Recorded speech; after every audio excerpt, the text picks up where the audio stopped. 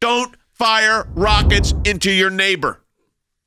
Might be a good way to start. Israel has now launched Operation Guardian of the Walls, and that's because more than 500 rockets have been launched primarily from Gaza. If we had seen rocket attacks or terrorist attacks coming from Mexico or Canada, how would the Americans respond? How would the American government respond? We would be unequivocal. That wouldn't happen for more than a couple of minutes before we would stop it. Israel has responded. As I said, it's called Guardian of the Walls, and they have hit more than 130 targets in Gaza.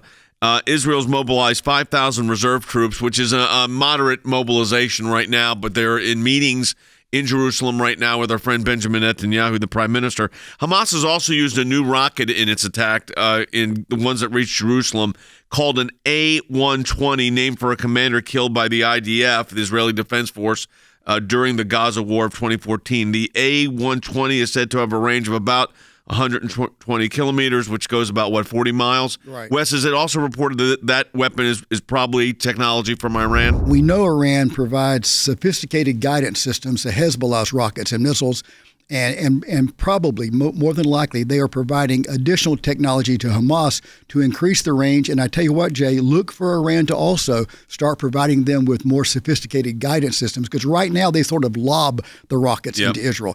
With a guidance system, they can actually target specific areas. They are in support of what's going on, both materially and psychologically. And so we need to know exactly the ties, and the Biden administration needs to understand that they are the ones who brought the Palestinian leaders and the Iranian regime leaders to the table.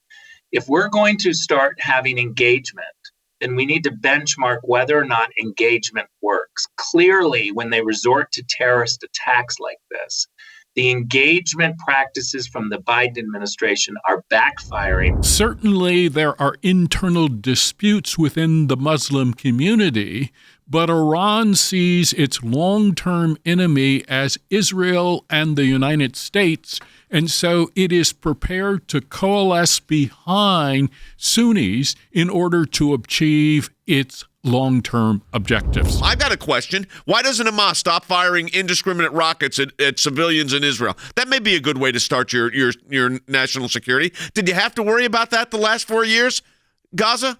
Did you have to worry about Israel shooting in rockets in response to your rockets? No, you didn't. You know why?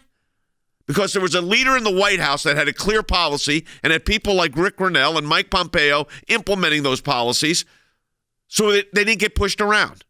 Strength. What the Israelis said was right. When you're dealing with adversaries like this, they understand one thing: power.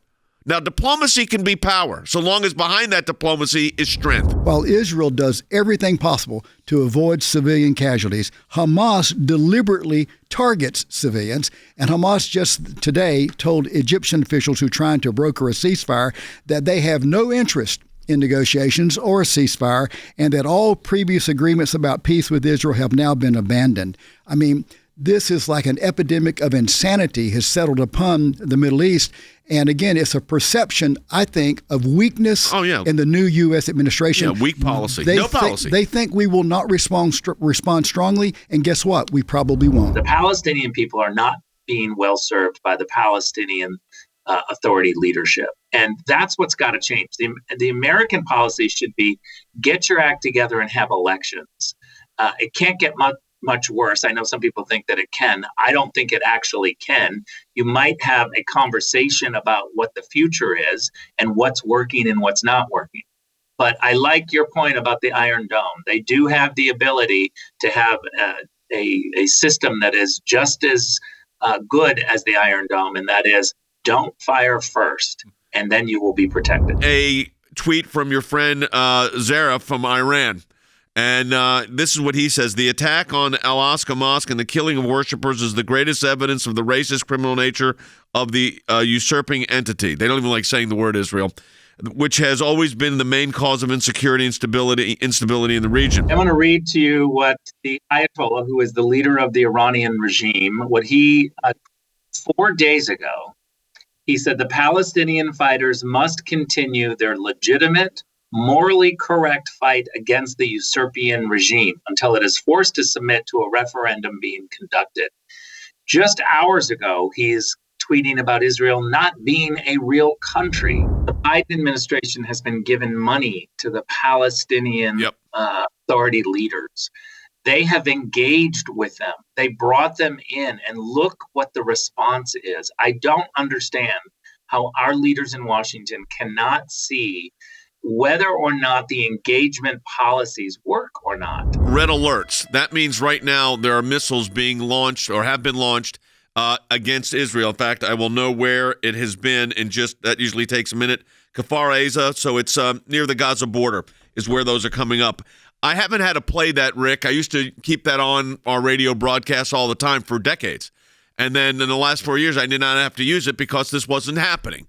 So a change of administrations and a change of policy has direct consequences for the people in Israel. There is no question about it.